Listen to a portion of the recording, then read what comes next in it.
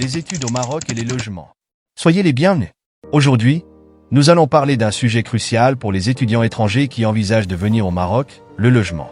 Ce n'est pas un simple détail logistique, c'est un aspect fondamental qui peut grandement affecter votre expérience universitaire. Que vous veniez d'un pays africain avec une monnaie faible, comme ceux utilisant le franc CFA, ou d'une autre région du monde, il est important de comprendre les défis liés à la disponibilité des appartements, les coûts, les démarches administratives, et bien sûr, les pièges à éviter.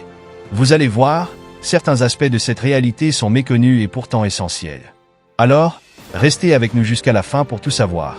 Dans un premier temps, parlons de disponibilité des logements, une course contre la montre. Le premier obstacle auquel vous serez confronté en arrivant au Maroc est la disponibilité des logements. Les étudiants aisés vers les villes universitaires comme Rabat, Casablanca, Fès et Marrakech, créant une forte demande pour les logements. Le problème, c'est que l'offre de logements ne convient pas toujours à cette demande. Prenons le cas de Rabat. Cette ville accueille chaque année des milliers d'étudiants, marocains comme étrangers. Pourtant, le nombre d'appartements disponibles près des universités est insuffisant, surtout en début d'année universitaire. Les résidences universitaires sont souvent surchargées, et les logements étudiants privés deviennent rapidement rares.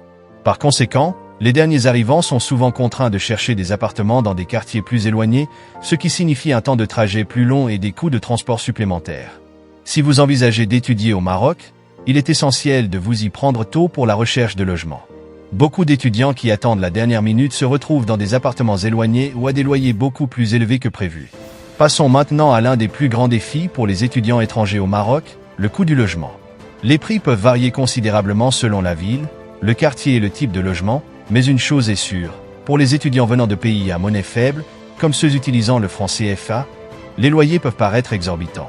Dans une ville comme Casablanca, le loyer pour un appartement d'une chambre dans un quartier moyen peut varier entre 3 000 et 6 000 dirhams par mois, soit environ 180 000 à 360 000 francs CFA. Pour un étudiant venant d'un pays comme le Sénégal, où le salaire mensuel moyen est bien inférieur à ces montants, cela peut vite devenir une énorme charge financière.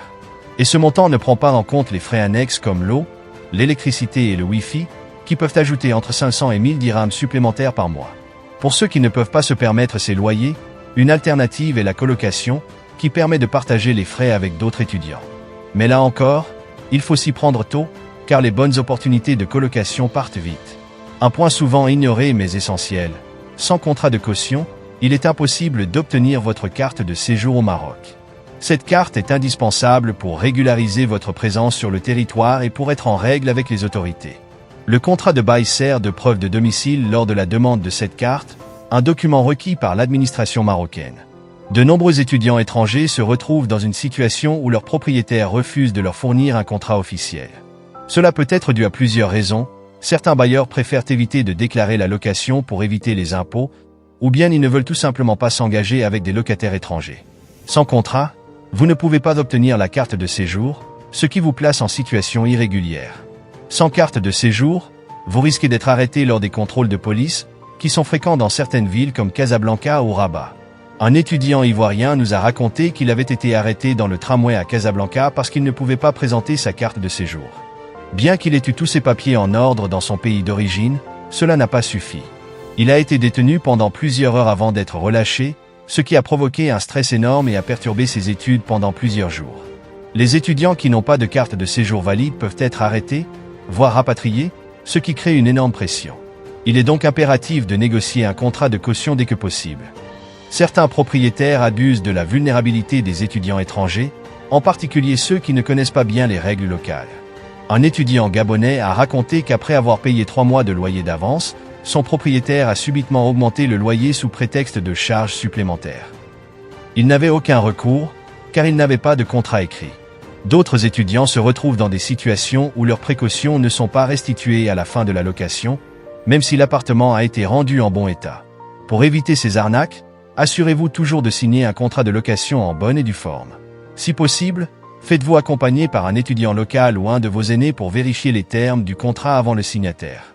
Il y a plusieurs associations d'étudiants où vous pouvez trouver de l'aide. Mon conseil, c'est d'intégrer le plus vite possible ces communautés d'étudiants étrangers. Contrairement à ce que beaucoup pensent, le Maroc peut être très froid en hiver, surtout dans les villes situées dans les montagnes ou même à Fès et Marrakech. Le problème est que la majorité des appartements ne sont pas équipés de chauffage central. Beaucoup d'étudiants étrangers rapportent que l'hiver marocain peut être difficile à supporter, surtout si vous venez d'un pays tropical. Un étudiant malien à Rabat a dû acheter un chauffage d'appoint, mais cela a considérablement augmenté sa facture d'électricité. De plus, sans une bonne isolation, ces chauffages sont souvent inefficaces, ce qui signifie que vous payez cher pour un confort minimal. Si vous choisissez un logement, assurez-vous de demander s'il y a des options de chauffage ou envisagez d'investir dans un chauffage d'appoint et de bien budgétiser les coûts d'électricité supplémentaires. En plus du loyer, il est important de ne pas oublier les frais supplémentaires comme l'eau, l'électricité et le Wi-Fi. Beaucoup d'étudiants négligent ces coûts lorsqu'ils calculent leur budget, mais ces frais peuvent rapidement s'accumuler.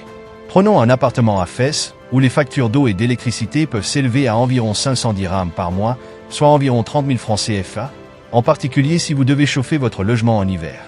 Le Wi-Fi, quant à lui, peut coûter entre 200 et 300 dirhams par mois, 12 000 à 18 000 francs CFA, en fonction de l'opérateur et de la qualité du service. Ceci nous montre qu'ignorer les frais de facture peuvent causer un énorme stress, ce qui peut être un problème pour les études. Le logement pour les étudiants étrangers au Maroc est un défi, et il est crucial de bien se préparer avant de s'engager. Entre la disponibilité limitée des logements, les coûts élevés, les pratiques parfois douteuses des propriétaires, et les conditions de vie difficiles, il y a beaucoup de points à prendre en compte. Que vous veniez d'un pays à revenus faibles ou d'une région plus riche, il est essentiel d'anticiper et de planifier soigneusement votre séjour pour éviter les mauvaises surprises. Merci d'avoir suivi cette vidéo, et n'oubliez pas de vous abonner pour rester informé sur tous les aspects de la vie étudiante au Maroc. Si vous avez des questions, n'hésitez pas à les poser dans les commentaires. À très bientôt et bon courage dans vos démarches.